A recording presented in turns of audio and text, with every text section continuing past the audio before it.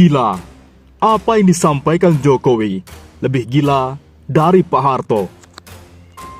Rocky Gerung blak-blakan. Kalau punya otak, harusnya dia mengundurkan diri. Di lain sisi, HNW mengamuk. Kita dipaksa PPKM darurat, tapi WNA Cina lenggang kangkung masuk Indonesia. Oleh karenanya, kami sejawa angkat bicara. PPKM darurat sebenarnya siasat licik pemerintah Jokowi untuk hindari kewajiban.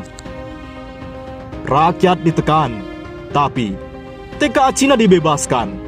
Jokowi sungguh keblinger.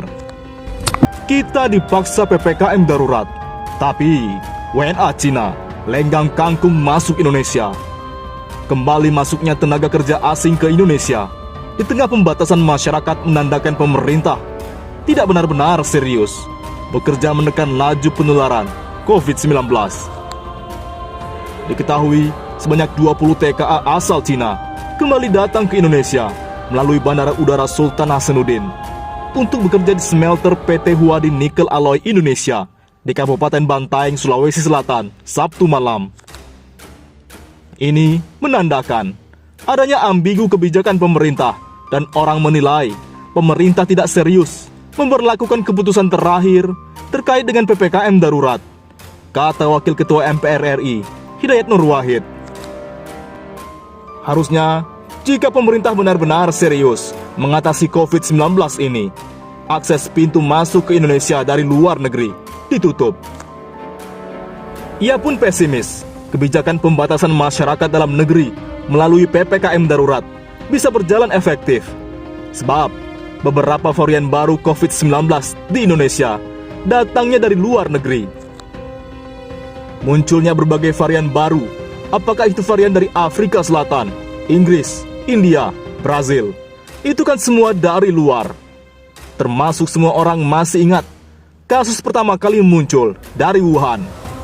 Jadi harusnya Indonesia serius menutup dari WNA, terutama dari negara pertama penyebar COVID-19, Cina, katanya. Mudahnya keluar masuk WNA sejatinya sudah disikapi wakil rakyat di DPR RI. Namun sayang, hingga kini pemerintah Jokowi terkesan mengabaikan peringatan tersebut. Sudah beberapa kali kawan-kawan di DPR mengingatkan agar betul-betul serius menyelesaikan COVID ini. Kalau WNI dilarang keluar rumah, kenapa WNA-nya melenggang kangkung bisa datang ke Indonesia? Di lain sisi, gila, apa yang disampaikan Jokowi lebih gila dari Pak Harto. Akademisi Ilmu Pemerintahan Rohendi blak-blakan memberikan pandangannya terkait peretasan akun media sosial milik sejumlah pengurus BEM UI usai mengkritik Jokowi, the king of lip service. Seperti diketahui, belakangan ini peretasan kerap dilakukan untuk menyerang pihak yang berseberangan dengan pemerintah. Salah satunya adalah kasus peretasan yang terjadi saat konferensi pers KPK dan ICW perihal tidak lolosnya 75 pegawai KPK dalam tes wawancara kebangsaan TWK. Menurut Rohendi, upaya peretasan itu bukan cara pendidikan, komunikasi dan politik yang baik dari pemerintah Jokowi kepada masyarakat. Itu menunjukkan bahwa pemerintahan Jokowi sudah anti kritik, ujar Rohendi. Rohendi mengingatkan bahwa Presiden Jokowi kerap meminta masyarakat untuk mengkritik kepada pemerintah. Tapi, setelah kritik itu disampaikan seseorang, orang tersebut malah diringkus. Apa yang disampaikan Jokowi itu sama seperti apa yang disampaikan oleh Pak Soeharto. Bahkan lebih gila lagi, ungkapnya. Pakar politik itu mengatakan bahwa Presiden kedua Republik Indonesia, Soeharto, masih membiarkan kritik dan demo terhadap pemerintah. Namun, jika seseorang sudah menghujat Presiden dan pemerintahan Orde Baru, barulah orang tersebut ditangkap. Semakin ke depan, perkembangan demokrasi bukannya makin maju, tapi malah mundur, pungkas Rohendi. Di lain sisi, Rocky Gerung blak-blakan. Kalau punya otak, harusnya dia mengundurkan diri. setelah kritik yang dilontarkan oleh Badan Eksekutif Mahasiswa Indonesia (BEM UI) meledak, Presiden Joko Widodo langsung mengeluarkan pernyataan sikapnya.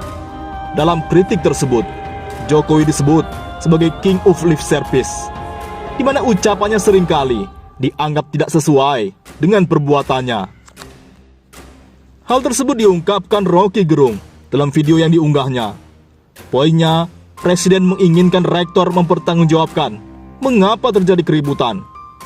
Kan aktivitas rektor UI lah yang membuat Presiden sekarang jadi ribut, dan akhirnya Presiden tahu juga bahwa dia, Ari Kunchoro, ternyata merangkap jabatan. Jelas Rocky Gerung. Jadi, tindakan pertama, sebetulnya rektor UI meletakkan jabatan dulu. Itu sebagai penghormatan terhadap kritik Presiden. Jangan halangi mahasiswa kritik, sambungnya. Presiden Jokowi sudah menegur rektor UI.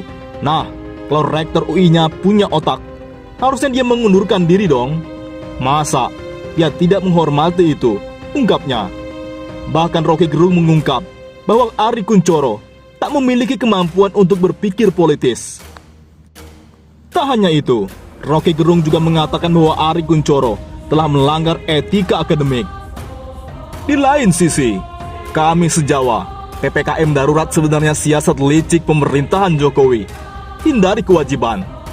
Koalisi Aksi Menyelamatkan Indonesia, kami sejawa menilai kebijakan pemberlakuan pembatasan kegiatan masyarakat PPKM darurat tidak memiliki landasan hukum yang kuat.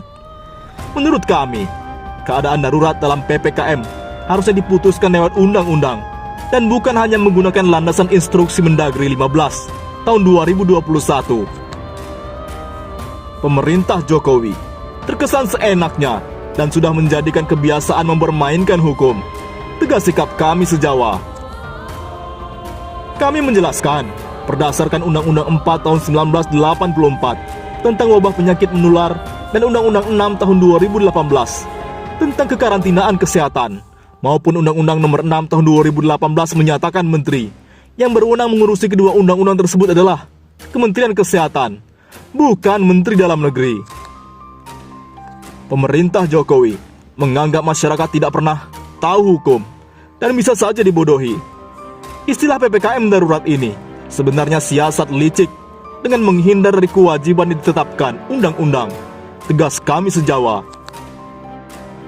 Apabila PPKM darurat secara substansi merupakan karantina wilayah, maka kami meminta sesuai dengan pasal 55 ayat 1 Undang-Undang 6 tahun 2018. Pemerintah wajib untuk menyediakan kebutuhan dasar orang dan makanan hewan.